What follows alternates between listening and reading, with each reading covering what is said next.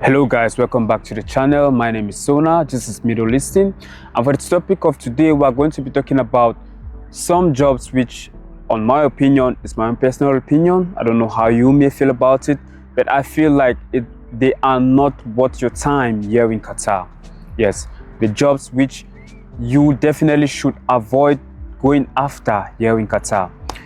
Guys, before we start, I would like you to all of that stuff, like, subscribe, share this video to someone who you feel like might be in need of this information. So let's get down straight to it. So guys, like I mentioned in the earlier video up here, the minimum wage in Qatar is about 1,000 Qatar riyals. Yes, and this country has a high standard of living. The cost of living here is high, guys. I'll just be as 100% realistic with you.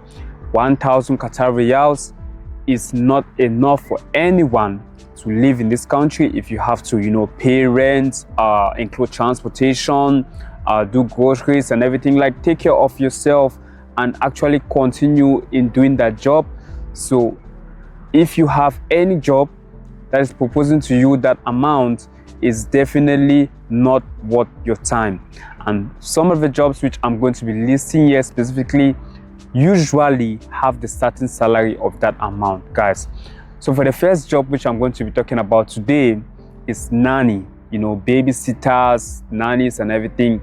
And usually these are the companies that provide these jobs recruit people from out of the country, because they know that most of the people here are not willing to do this particular job, this particular type of job. And the salary ranges from about 800 or 700 Qatar riyals per month in some cases, right up to 1,000 or 1,002 in the best case scenario for a nanny. Guys, this job is not worth your time, it's not worth your effort. I have maximum respect for all the people out there who are doing this particular job right now. I mean no disrespect to them, some is out of circumstances which they can't control, but I'm saying that if you are in a position where you can at least make a choice, guys, there are other entry-level jobs, because this is an entry-level job. You really don't need too much of an experience or a skill to be able to look after children or do some house chores. The reason why I usually advise people against this job is that the pay is low, but the working hours are very brutal. You tend to work 8 hours, 9 hours some day, and depending on the family or the household where you find yourself in, there are some horror stories about abuse, about physical and mental abuse, so it's usually not the best idea to get yourself tangled up in this particular type of situation. Now guys, for the next job which I'm going to be talking about merchandisers. All of these jobs that require some sort of commission based jobs, if I can put it like that. There's this company who is promoting this product, and they will tell you like, okay, come sign up here. You won't have a fixed salary, but you will be paid according to maybe the number of clients which you bring or the products which you sell. Guys, as an entry-level job or as a starting job, that is definitely not the job for you, guys. Maybe for somebody who has been in the country for a while, or for somebody who is really desperate to get a job, that could potentially work out in some scenario, but in most cases it's usually not worth it, because you just coming into the country, you're not too familiar with the country, with the people and everything. You have a hard time to be able to market whatever product, and it's just not worth it, because the product which the company might be having might be something which is not that appealing for anyone, but they'll expect you to magically sell tons and tons of that product before you can even have something from there.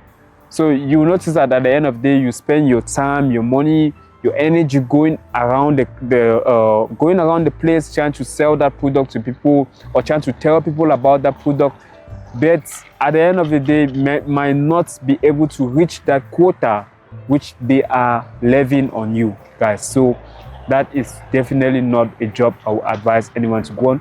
Granted, there are some examples or exceptions to this. You know, there are very good companies here that require sales promoters, but for the majority of the cases, for good companies here in Qatar, they do that and they don't attach the clause of you being paid as per how you attract people or how you sell the goods or whatever. No, usually you have a fixed salary. No matter how the business goes, you are still being paid at the end of the month. So that is way better than signing up to the clause of you being paid only as per the number of clients you bring or whatever. So guys, the next job which I'm going to be talking about is landscaping and, you know, outdoor landscaping, gardening during the summer. Guys, please, the summers in this country are brutal. I'm just going to be very honest with you. You know, we have temperatures reaching up to 50 degrees Celsius during the day. So if you're looking to do any sort of gardening job, I would highly advise for you not to go in for this in the summer, because the temperature is just too high. Like at the end of the day, you find yourself always getting sick if you do this job. You know, there are some companies here that, you know, they try to mitigate the situation. They're like, okay, the workers will start working from just about 5 a.m. to 11 a.m. Guys, that's definitely not still enough. Yes, because as per Qatar law, yes, you are not required to work from, you know, during the middle of the day in the summertime, but some companies definitely do exploit this, and they still, you know, force their workers or their laborers or whoever to do these jobs during the day, which takes a huge toll on their health, on their well-being. So this is definitely not a job I would recommend for anyone during the summer period. And the other downside to it is that the pay is usually very low. Yes, it's usually very low. We're talking from about 1,300 to 1,500 Qatar riyals. So it is not worth your time, guys. You could potentially get something better during the summer, maybe something like a lifeguard, a fitness trainer, or an assistant to a fitness trainer. You know, if you really want to do something outdoors, then lifeguard, pool attendants, you know, those ones potentially have some sort of higher pay than this one. And usually you don't require too much of it. You require some experience, but not too much of experience to get those ones. So guys, for the last set of jobs which we'll be talking about today, you know, there are so many of them. I don't want this video to be too long. I can't list them all, but you should definitely avoid any job which is exploitative of your time. You know, no off days or ridiculous hours for extremely low pay, guys. Whether be the helper in a construction, in a restaurant or whatever.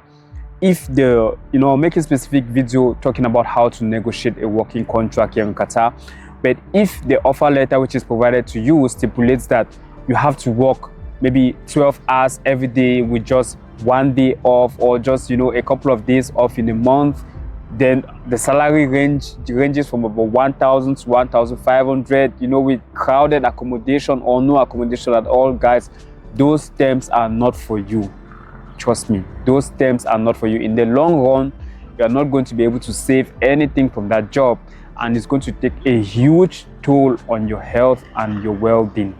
So those are not the terms and conditions which you want to be working under in this country, because you notice that a year or two might go by and you might have drained yourself so much, but all for nothing. Yes, all for nothing, because guys, there are all sorts of contracts in this country. You know, as we have some people who are sadly earning just 1,000 Qatar riyals, we also have some people in this very country who are earning up to 100,000 Qatar riyals in the same country.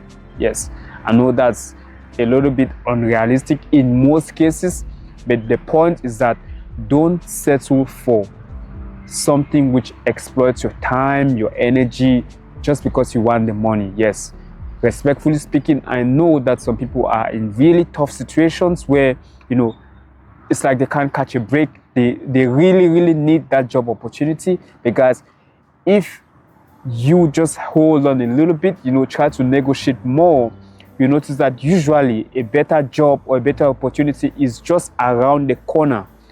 Don't stay in a low paying, abusive job because you feel like you don't have options. No, guys, no.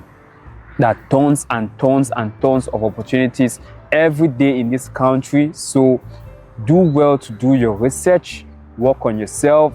If you have to take a course to, you know, leverage up your skills and everything, do that. Maybe a course in the as a barista, or the NEBOSH, the health and safety courses and all of that. You know, those are so many parameters or ways that you can do to increase your skill and increase your bargaining power, and ultimately get better jobs in the country than always settling for bare minimum jobs, guys. Those jobs are definitely not worth it. So guys, that'll be all from me today. Thank you so much for watching. I really appreciate your time. Share this video, like, subscribe to the channel, and I'll catch you in the next one. Bye.